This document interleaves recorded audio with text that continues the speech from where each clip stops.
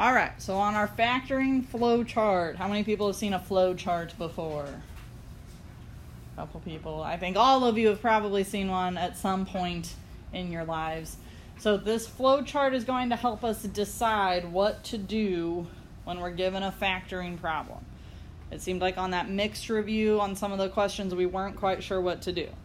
So we always said the first thing we should check for is a GCF. That's why it's at the top of our flow chart. Is there a greatest common factor, a GCF? So our two possible options would be what or what? Yes or no. So if there's a yes, that's the first thing we need. If it's a yes, then there's something we've got to do. What should we do if there is a GCF? Factor it out. So factor out the GCF would go in that box. Factor out GCF. That is what we would do if there is a GCF. Now you need to know what that means. What that means is that we divide every term by the GCF, and the GCF gets written where? Not in parentheses, outside the parentheses. So our GCF goes outside the parentheses.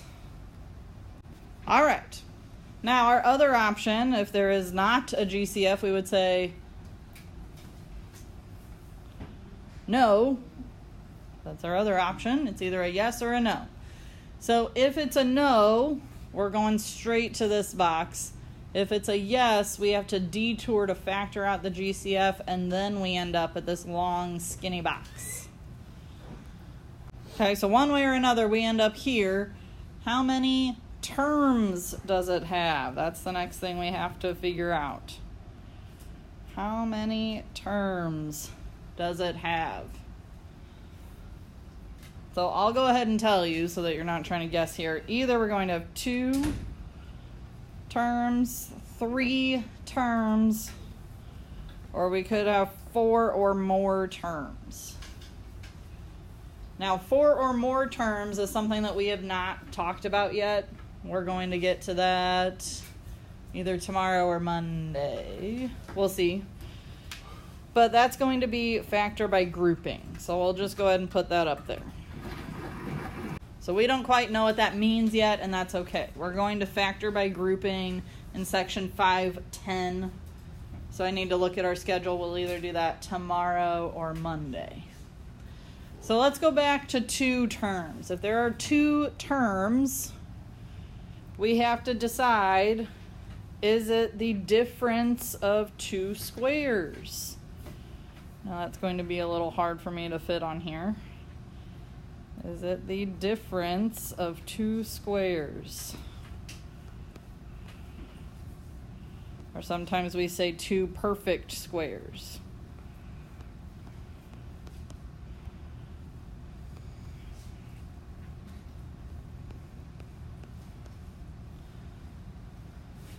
There should be a question mark at the end of that. Is it the difference of 2 perfect squares? So what do you think our options for that would be? Yes or no? Either it is or it isn't. So if it's a yes, if it is the difference between 2 perfect squares, then we are going to use our factoring pattern. So that was a squared minus b squared equals. Does anybody remember how we handled that? We had 2 sets of parentheses, a minus b and a plus b. If you want to put your plus in the front and your minus in the back, that's fine. But your answer would look like a minus b, a plus b. That was when we took the square root of the front term and the square root of the back term. So we would use that factoring pattern if it's the difference between 2 perfect squares.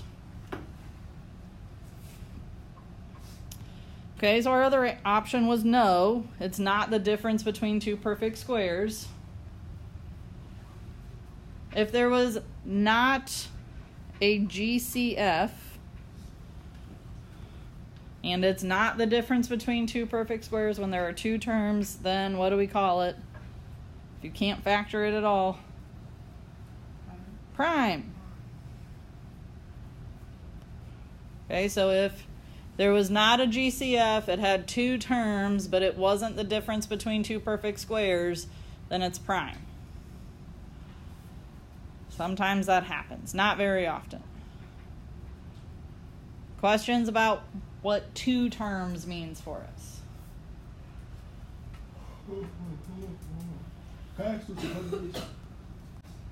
All right, so let's move on to three terms. If there are three terms, the next thing that we need to ask ourselves is the leading coefficient, or A, the number in the very front, equal to 1. The number 1. If you want to spell it out instead, you can. O-N-E. Is the leading coefficient. We call it A. It's the number in the very front. Is it equal to 1? Our options for answers would either be yes or no.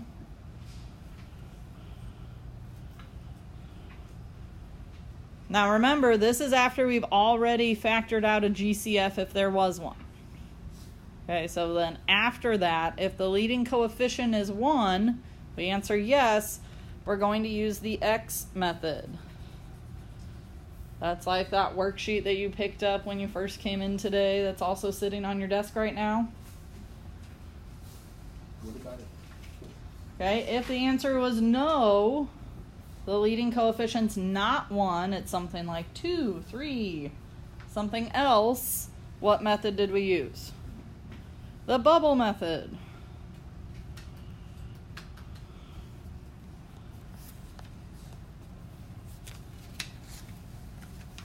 When your leading coefficient's 1, we use the X method. If it's something other than 1, we're going to use the bubble method. Now, it's possible that when we do this, the X method doesn't work, but the leading coefficient was 1. We can't figure out what numbers are going to make it work. We tried everything. Or it's possible you tried all your bubbles. Nothing worked out. What do we call it then? Prime. So, do we have all this filled in before I scroll down? Okay, we'll pause for a minute. At the very bottom of your page, we've got a couple more blanks to fill in. A polynomial is only prime